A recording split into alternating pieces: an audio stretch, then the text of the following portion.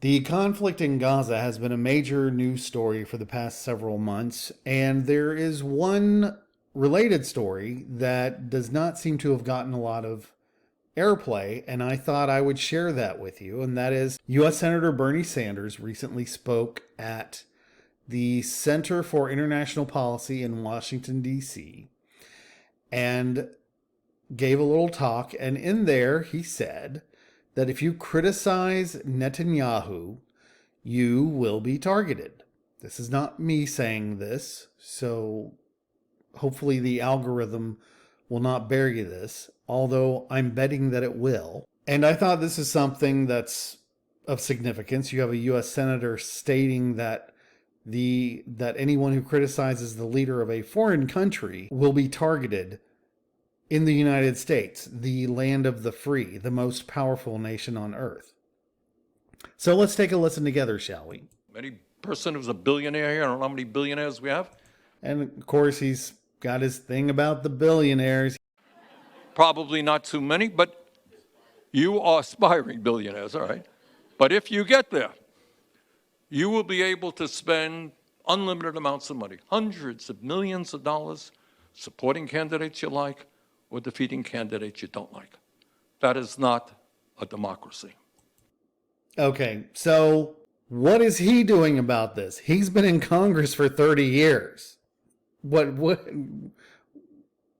are you doing about this, Senator? You're in a better position than any of the people you're speaking to do something about this. But let's continue. That is a corrupt political system. It is no secret, therefore, that in the midst of all of this, we have lobbying groups like AIPAC and the far-right Christians United for Israel lobby, who are providing unquestioning support for Israel's right-wing government. Now, I thought this was interesting in light of what's occurred recently, and that is, if you'll recall, the Senate Majority Leader, Chuck Schumer, did speak out against Netanyahu and basically said that he needs to be replaced, which is very unusual for anybody, as Senator Sanders here is alluding to, anybody in the U.S. political system and the U.S. mainstream media to criticize Netanyahu or the government of Israel about anything. You will be labeled an anti-Semite. Let's continue. They are spending enormous sums of money right now to influence our political system. Money, politics, foreign policy. Last election cycle, AIPAC's Super PAC spent over $30 million in dark money to oppose progressive candidates, many of whom I have personally worked with and supported, who spoke out in favor of Palestinian human rights instantly. That's all you got to do. Speak out in favor of the dignity, that's all, of the Palestinian people. And then you are on the AIPAC hit list. So this is something that is playing out in the media. You've probably seen the stories about Candace Owens and what happened with the Daily Wire. And it's not the first time. This is something that's been going on for quite some time, and people are noticing a pattern, more and more people. And you will be the recipients of large amounts of money trying to defeat you. And we have to acknowledge that AIPAC was successful in all but two of their races. The message was clear. If you criticize Netanyahu, you will be targeted.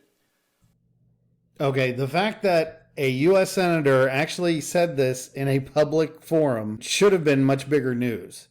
And as far as I know, it was not news at all anywhere.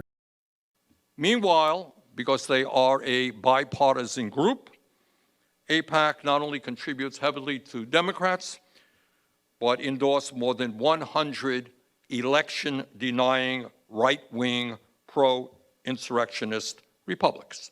Okay, I gotta chime in here. This is just lunacy. Every time I hear this, it's just absolutely preposterous.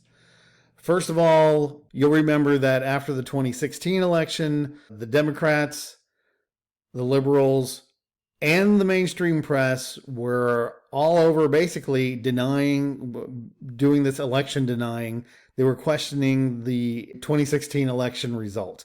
And they were even pushing for ending the Electoral College and moving to a popular vote. I don't know if y'all remember that, but I definitely do. Additionally, this pro-insurrection, listen, there was enough people there on January 6th that would have done something stupid had the Orange Man told them to do something stupid. They could have had a real insurrection. That was not an insurrection. The only people who believe that kind of stuff are people who don't know their history and don't know what a real government overthrow looks like. Republicans. This election, AIPAC is expected to spend approximately $100 million just to try to unseat progressive members of Congress who dare to speak out about what's going on in Gaza. That's not all it's about. It's about this. From usafacts.org, Israel has received more foreign aid from the U.S. than any country since World War II. Now, personally, I don't think any country should be receiving aid from the United States, but that's a separate video. The United States committed, let's see, this was updated on October 12th, 2023. So this was just after the Hamas attack across their border. The United States committed over $3.3 billion in foreign assistance to Israel in 2022. About $8.8 million of that went toward the country's economy, while 99.7% of the aid went to the Israeli military. Israel received the second largest amount of U.S. aid in 2022 after Ukraine, where the U.S. committed $12.4 billion.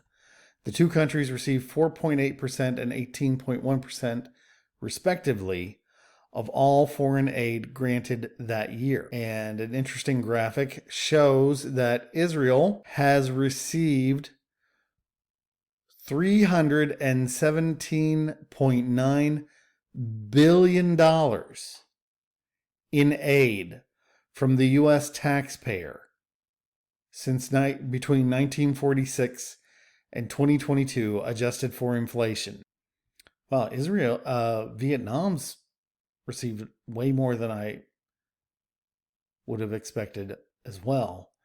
And I wouldn't have put Egypt that high up either. Anyways, why is France getting any aid from the United States? Good Lord. Isn't France like the second most powerful nation in the EU? Anyhow, that's what this is about, ladies and gentlemen. It's not about one political issue. This is about certain interests who have bought influence, and I would also suggest have probably used blackmail as well to get the U.S. taxpayers' dollars, and also to get the U.S. to basically be the bully for Israel when necessary on the international stage. That's what all of this is about. And you've heard it from the senator's mouth himself. If you criticize Netanyahu, you will be targeted.